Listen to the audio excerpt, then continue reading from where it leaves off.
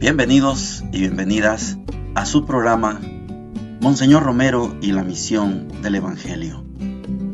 Un programa que lleva dos objetivos: conocer a Monseñor Romero y estudiar la Sagrada Escritura con un juicio crítico desde la teología de la liberación. Cada día tendremos un encuentro con Monseñor Romero y con el Dios de Jesús.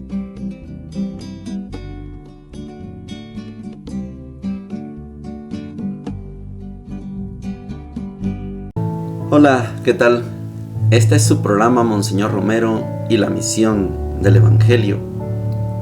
Lunes 3 de junio. Es un lunes de la 9ª semana del tiempo ordinario. Hay bastante que aprender. Hoy vamos a iniciar la segunda carta de Pedro, completamente distinta a la primera carta de Pedro. Vamos a dar una pequeña explicación sobre eso. Y en la primera parte tengo que pedirles disculpas porque no es posible escuchar muy bien el audio que continuaba. Nos quedamos en el 25 de junio, pero fue imposible, no se logra captar, es una mala grabación, y he saltado al 4 y 5 de julio, que aunque no se escucha muy bien, pero está más audible que los que correspondían al día de hoy. Con esas disculpas, damos un salto, casi 15 días, nos vamos adelante, y vamos a encontrarnos a Monseñor en una situación, decía un amigo, en una situación embarazosa, porque creo que lo que sucede en un programa como este es que estamos tratando de conocer la intimidad de Monseñor Romero, no solo la homilía, que es la parte oficial, no solo sus cartas, que son la parte oficial. Esto que estamos estudiando es la parte íntima. Primero Dios, cuando terminemos el diario de Monseñor, volvemos a las homilías. Nos falta todavía bastante tiempo, quizás unos 8 meses, 6 meses de audios del diario, y volveríamos precisamente a las homilías. ¿Qué encontramos en este diario de Monseñor para el día de hoy? Encontramos a Monseñor recibiendo la visita de un muchacho cristiano, joven estudiante, Armando Castro, quien va a Estados Unidos a un congreso ecuménico de universitarios y estudiantes. Este joven apoya a Monseñor Romero en su postulación al Premio Nobel de la Paz. Después, Monseñor tiene un desayuno de consulta para ver cómo va la carta pastoral. Está consultando, está pidiendo iluminaciones y lo logra. Tercer momento, hay cambios. Saben ustedes que cuando alguien como párroco falla, no es querido por la gente, el obispo, arzobispo, tiene que tomar decisiones, sabiendo que al mover a este de aquí para allá, se le mueve todo el entramado. El párroco de San José de la Montaña tuvo que ser removido. Recuerden que se ha quedado sin párroco y la vicaría de Flor Blanca ha estado apoyando. Hoy, el padre Cortés, que era el párroco de la Basílica del Sagrado Corazón, es movido para San José de la Montaña. Pero eso significa un terremoto. Hay que mover a otros y poner de vicario. Incluso Monseñor Rioste lo tuvo que poner de vicario porque no era posible un cambio tan sencillo. Otro elemento bastante delicado, pero yo lo quiero resaltar, que así es como debe trabajar la iglesia. Hay un conflicto en la constancia y Monseñor ya ha participado en evitar que hubiera una masacre. Recordaremos cómo intervino él con socorro jurídico, etc. Y las partes aceptaron a la iglesia de mediadora. Hoy están juntos los dirigentes de la fábrica La Constancia, hablando con Monseñor. Mire, primer punto que toca con ellos es la relación patrono-laboral. Ustedes son patronos, pero dependen de sus empleados. Esta relación es buenísima. Segundo elemento es que Monseñor les habla desde la doctrina social de la iglesia. Así se le llamaba en ese tiempo. Hoy se le llama pensamiento, pero antes se consideraba doctrina social de la iglesia. Hoy se le dice pensamiento. Es tan elegante el encuentro que la misma dirigencia de La Constancia, de la empresa La Constancia, la embotelladora, reconoce que ha sido muy provechosa la reunión y le piden que sigan esa reunión. Y Monseñor da un veredicto que es lo que más me gusta a mí de esta parte. Dice Monseñor: tengo la impresión de que este acercamiento será de gran trascendencia de gente capitalista a la iglesia en búsqueda de soluciones cristianas para la situación social del país.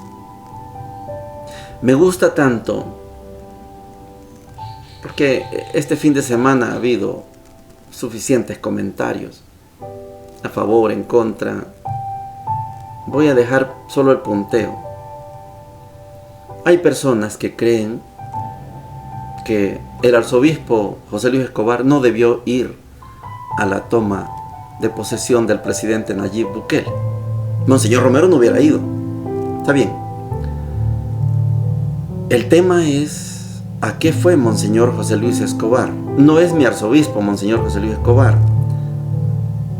pero fue. Y fue y dijo lo que tenía que decir. Fue y dijo lo que no dijo el presidente, ni el señor Dante Gebel o Gebel. El arzobispo fue, pero fue a decir lo que tenía que decir. No fue a bendecir por bendecir, no fue a legitimar, fue a decir lo que tenía que decir. Comentaristas dicen: es que el plan de la patria lo presentó el arzobispo, y así yo estoy de acuerdo. Por eso digo, esta conclusión me parece muy bien. Tengo la impresión de que este acercamiento será de gran trascendencia de gente capitalista a la iglesia en búsqueda de soluciones cristianas para la situación social del país. Fue y dijo lo que tenía que decir. No fue por ir, no fue para salir en la foto. Yo agradecido con el testimonio de Monseñor José Luis Escobar, aunque otros piensen lo contrario. Fue y dijo lo que tenía que decir. Monseñor, por estar en esta reunión de La Constancia muy importante, no pudo ir al Liceo Salvadoreño. Lo lamenta, pero no se puede partir en dos, porque en el liceo estaban celebrando la misa por un mártir allá en Nicaragua. Estamos en el 4 y 5 de julio. Está cerca el 19 de julio, la revolución de Nicaragua.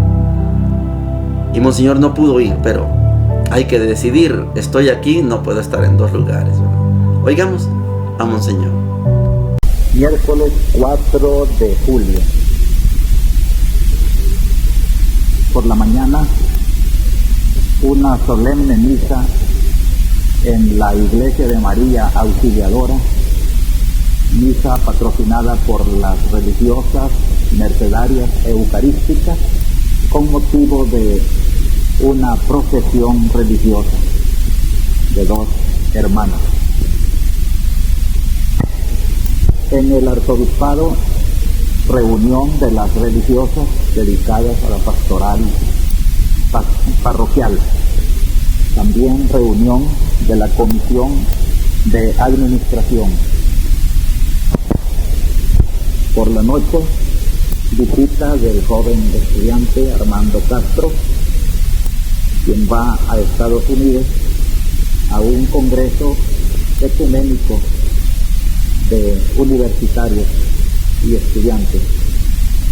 Muchacho generoso y bueno, se interesa mucho por mi postulación al Premio Nobel de la Paz. Yo le agradecí y le deseé muy buen éxito en su próximo viaje, que lo encomendaría mucho. Él tiene mucho sentido evangélico, ya que es miembro del movimiento estudiantil ecuménico. Se transmitió mi programa de la entrevista de los miércoles. Jueves 5 de julio. Tuve un desayuno de consulta para presentar la colaboración que ha llegado de los diversos párrocos y comunidades para mi próxima carta pastoral.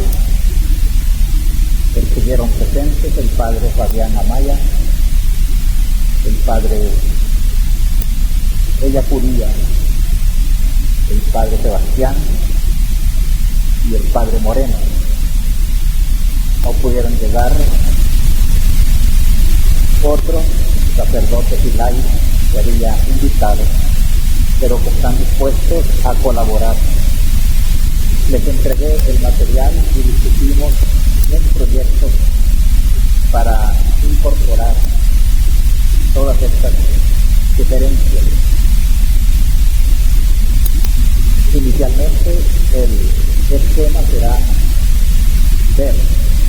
presentar la realidad del país, juzgar, tomando criterios, sobre todo del documento de Puebla, y actuar, dar pausas pastorales para presentar una iglesia idéntica a sí misma, desde donde tiene que dar las perspectivas y orientaciones en esta hora de búsqueda de soluciones para la situación del país.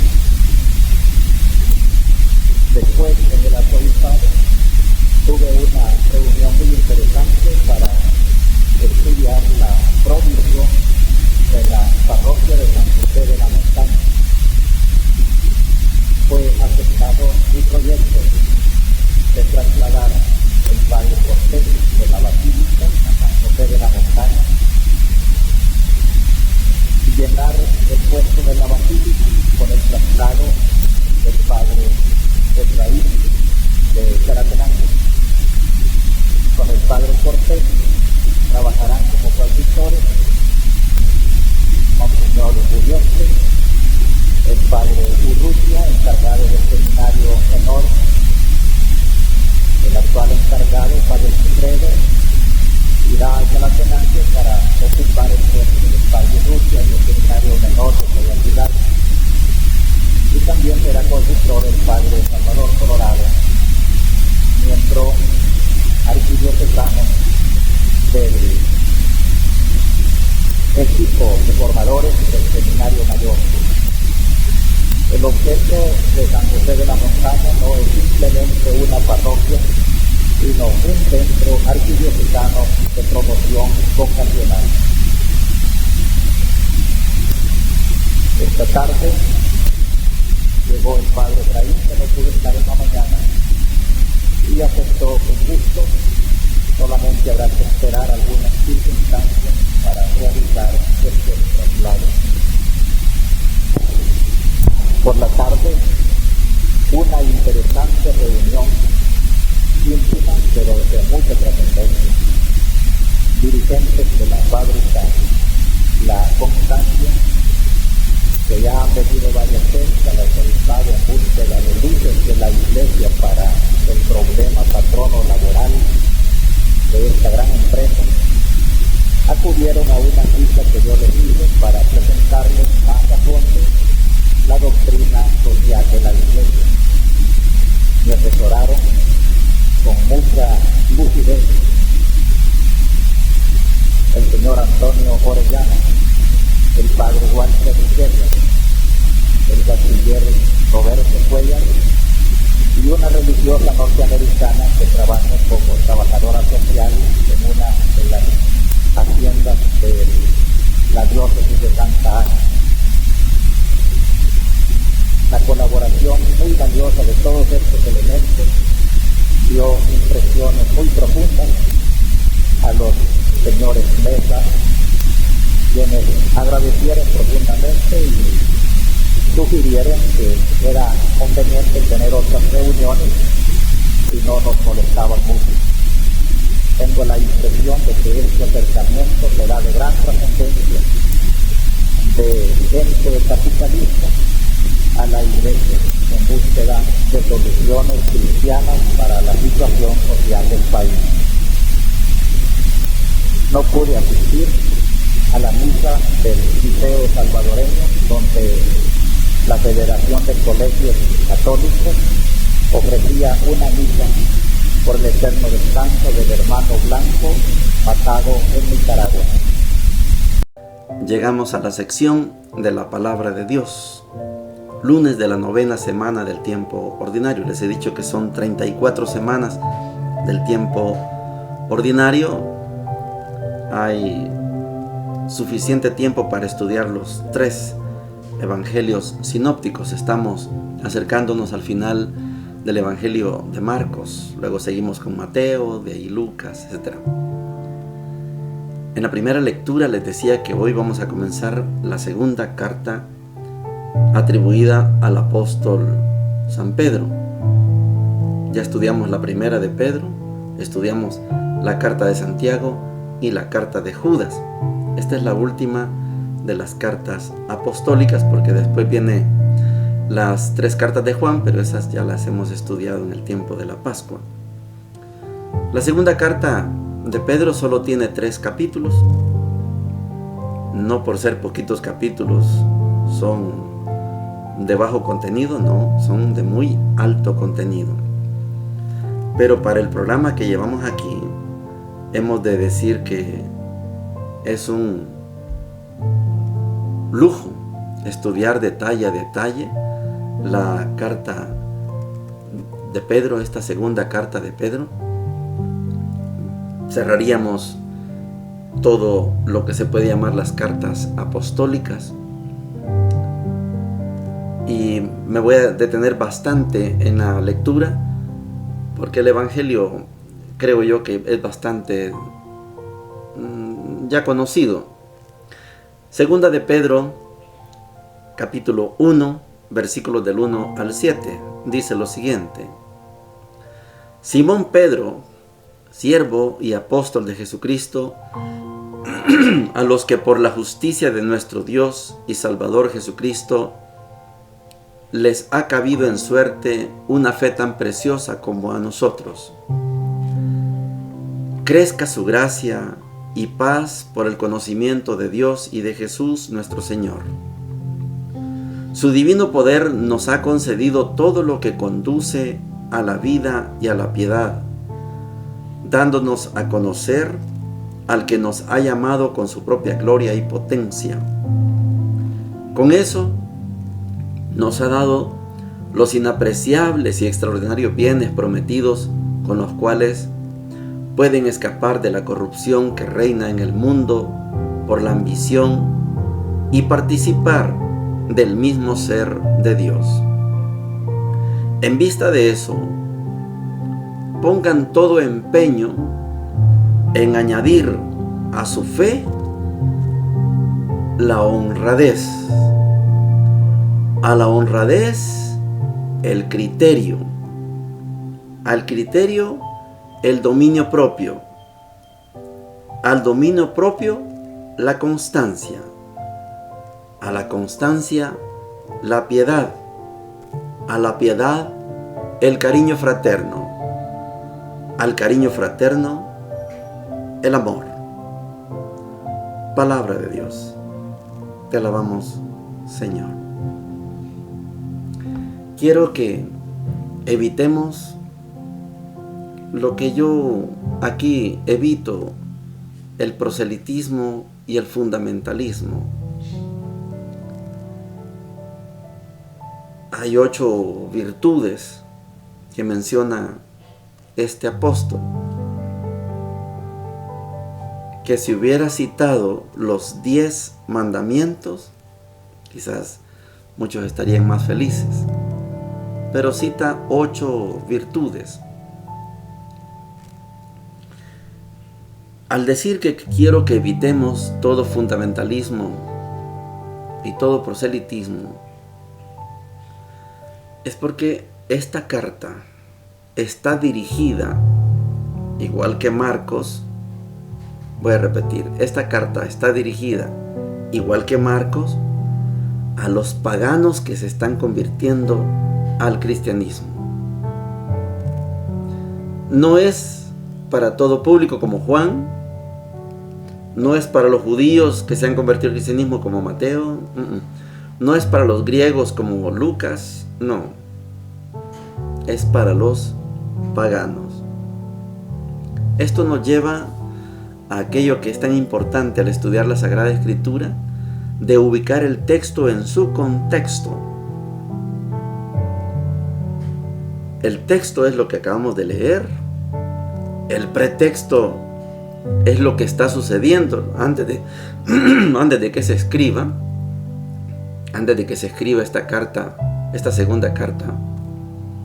Hay un conflicto entre la fe pura y las herejías. Esta carta da sentencia de que se están venciendo las herejías.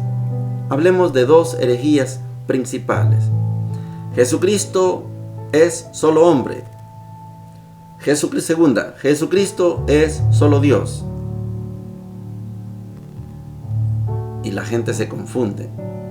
Fíjese que si es solo hombre, entonces lo mataron y algunos se robaron el cadáver y se inventaron que resucitó. Esa es la primera herejía, solo hombre. No podía resucitar, solo hombre. Los que decían que Jesús es solo Dios,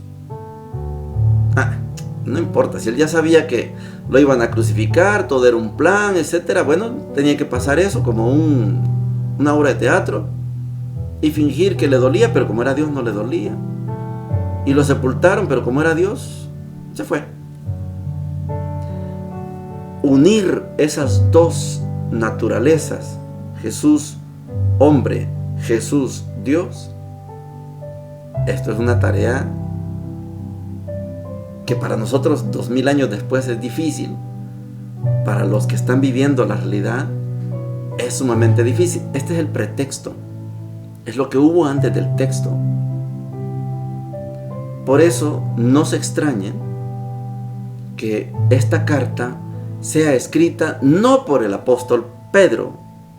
Yo sé que los fundamentalistas dicen, no, ahí dice que fue escrita por Pedro. Sí, pero igual que las anteriores, es una pseudonimia. Se ha usado un seudónimo. No pudo haber sido Pedro, porque las herejías llegaron después del martirio de Pedro. Las herejías no comenzaron cuando Jesús acababa de morir, no. Las herejías comenzaron después de que los judíos expulsan a los cristianos, después de la persecución del Imperio Romano. Todo esto está en la parte final del siglo I y comienzos del siglo II. Por eso es bueno ubicar el texto en su contexto. Esta carta fue al final del siglo I, Pedro ya estaba muerto, y principios del siglo II. Claro que se les llama cartas apostólicas, pero no fueron escritas por el apóstol Pedro. Usaron el nombre de él como seudónimo. Veamos la intención que tiene el autor o los autores de la segunda carta de Pedro. Mire cómo comienza. Simón Pedro. Solo esto es fundamental. Simón es el nombre hebreo, Pedro el nombre griego. Siervo y apóstol. Una cosa es ser servidor y otra cosa es ser enviado. Ser enviado es apóstol. Juguemos con estas 4 palabras. Simón, Pedro. Simón, siervo. Pedro, apóstol. Juguemos con las 4 palabras. Si es Simón Pedro, sobre esta piedra, Petrus y griego, sobre esta piedra edificaré. Simón Pedro, siervo, apóstol. Cuando alguien se reconoce hebreo, es siervo, y cuando se declara griego, es apóstol. Entonces hay una sola unidad de 2 realidades en una. El servidor es apóstol, el hebreo es griego. No hay diferencia entre uno y otro. Esto lo digo porque los fundamentalistas siguen sosteniendo que Israel es pueblo de Dios. Esta madrugada estaba escuchando, ya hay luces de que va a terminar esa invasión de Israel a la franja de Gaza después de haber destruido todo. Hay señales de que eso va a terminar. Primero Dios que sí. De 3 a 6 años se habla de un proceso de reconstrucción. Israel, si lo utilizamos fundamentalistamente, es el pueblo de Dios.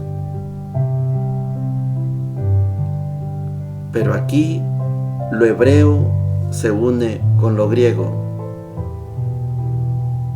No es preponderantemente el hebreo, tampoco es preponderantemente el griego.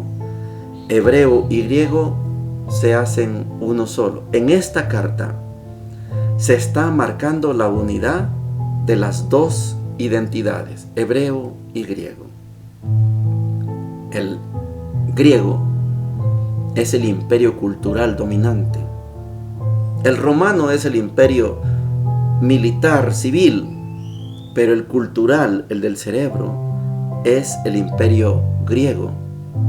Y el pueblo hebreo es una islita, un grupo disperso, sin reyes, sin territorio propio, porque todo está invadido por el imperio romano. El imperio griego ha influido. Quiero que nos veamos en esta identificación. Hay una,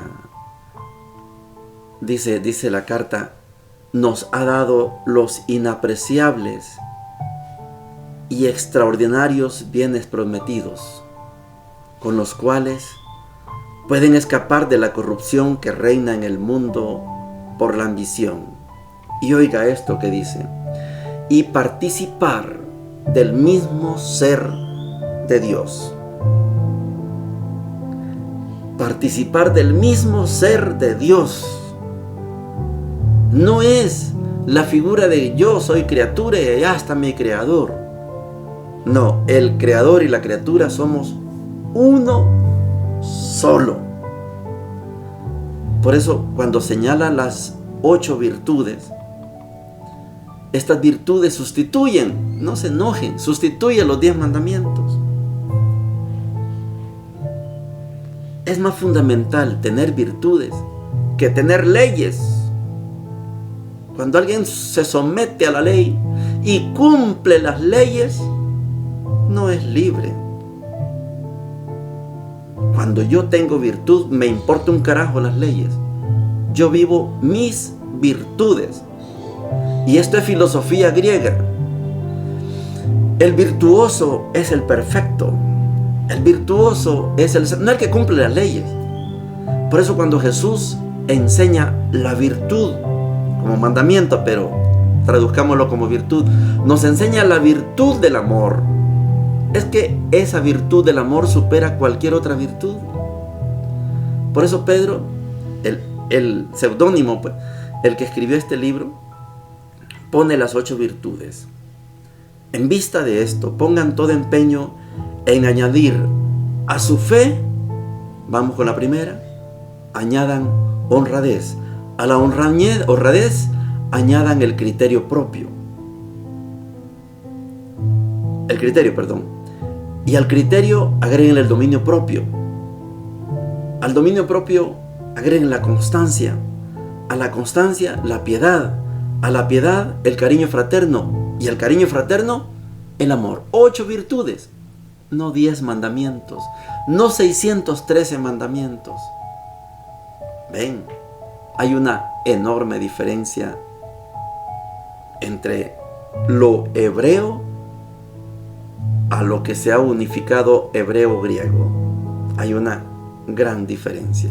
Les dije que me iba a tomar mucho tiempo para tratar de explicar esta primera parte de la segunda carta de Pedro. Vamos al Evangelio, lo conocemos. Marcos 12, del 1 al 12, dice lo siguiente. Jesús se puso a hablar en parábolas a los sumos sacerdotes, los escribas y los ancianos. Un hombre plantó una viña, la cercó, cavó un lagar y construyó una torre de vigilancia. Después la arrendó a unos viñadores y se fue al extranjero. A su debido tiempo, envió a un servidor para percibir de los viñadores la parte de los frutos que le correspondía. Pero ellos lo tomaron, lo golpearon y lo echaron con las manos vacías. De nuevo, les envió a otro servidor y a este también lo maltrataron y lo llenaron de ultrajes. Envió a un tercero y a este lo mataron. Y también golpearon o mataron a muchos otros. Todavía le quedaba alguien, su hijo, a quien quería mucho y lo mandó en último término pensando: respetarán a mi hijo. Pero los viñadores se dijeron: este es el heredero, vamos a matarlo y la herencia será nuestra. Y apoderándose de él, lo mataron y lo arrojaron fuera de la viña. ¿Qué hará el dueño de la viña? Vendrá, acabará con los viñadores y entregará la viña a otros. ¿No han leído este pasaje de la Escritura? La piedra que los constructores rechazaron ha llegado a ser la piedra angular. Esta es la obra del Señor, admirable a nuestros ojos. Entonces, buscaban la manera de detener a Jesús porque comprendían que esa parábola la había dicho por ellos, pero tenían miedo de la multitud y dejándolo se fueron. Palabra del Señor. Gloria y honor a ti, Señor Jesús. Qué terrible creerse dueño de lo que solo somos inquilinos. Cuando Jesús da esta parábola es porque le han preguntado: ¿con qué autoridad haces esto? Y no les quiso decir con qué autoridad. Y yo les voy a contar una parábola. Fíjense que había un señor. La viña es del Señor. La dejó bien bonita y se la arrendó a unos señores. A su tiempo, los señores debieron dar el fruto, pero los señores se apoderaron de la viña. Esos son ustedes. Ustedes se han quedado con la viña. La viña no es de ustedes, es de Dios. Decirle esto a los antiguos israelitas, mire, provoca la muerte. Decírselo hoy a los actuales israelitas provoca la muerte.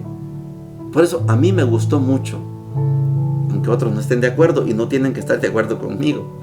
Me gustó mucho escuchar a Monseñor José Luis Escobar con la firmeza, claro, leído, pero con la firmeza de sus palabras como obispo, como arzobispo. No le podemos pedir a Monseñor José Luis Escobar que hable como Monseñor Romero, no podemos. Esos son regalos de Dios. Pero Monseñor José Luis Escobar me encantó oírlo con ese temple de su voz con Parkinson. Me gustó escucharlo. Dijo lo que tenía que decir. El país que quiere la iglesia es este. Y ahí estaban la muchedumbre, los gobernantes, funcionarios, el ejército, la policía, todo. Y dijo exactamente lo que debía decir. El país no es del presidente. Se vistió de rey, dicen algunos. A mí me parece que pretende ser Simón Bolívar o Francisco Morazán, pero son percepciones. El país no es del presidente, no es del partido político en turno. El país es de Dios. Y el país debe ser tratado como Dios quiere, no como un partido político, como un régimen quiere. Me gustó las palabras del arzobispo. Se los recomiendo que lo vuelvan a escuchar. Los que puedan, ya va a circular seguramente el texto por escrito. Sale en el periódico Orientación. Son palabras bien pensadas, estudiadas, seguramente asesoradas. Que si lo queremos ver cristianamente, la parte más fundamental del acto del sábado. Si el gobierno entiende, porque se llenó la boca de muchas veces, dijo Dios, Dios, Dios, Dios. Si quiere aplicar esta parábola, entienda que Él es inquilino, el dueño de la viña, el dueño del pueblo, del país, es Dios. A Él le corresponde solamente dar los frutos. Se lo dijo muy bien Monseñor José Luis Escobar. Está bien, 5 años más. Dio frutos, sí, más o menos. Ahora tiene 5 años para seguir dando frutos y frutos en abundancia. Si es que considera que el país es de Dios. Si cree que el país es de Él, va a hacer cualquier cosa. Lo vamos a vigilar. Estos decidieron y querían matar a Jesús. No podían, porque la gente quería a Jesús. Buscaron el momento y terminaron matando a Jesús. Los inquilinos se apoderaron de la viña. Que no nos pase hoy. Que los inquilinos no se queden con la patria, porque la patria es de Dios. Y todos y todas somos hijos e hijas de esta patria. Bendiciones para todos y para todas. Hemos presentado Monseñor Romero y la misión del Evangelio. Hasta la próxima.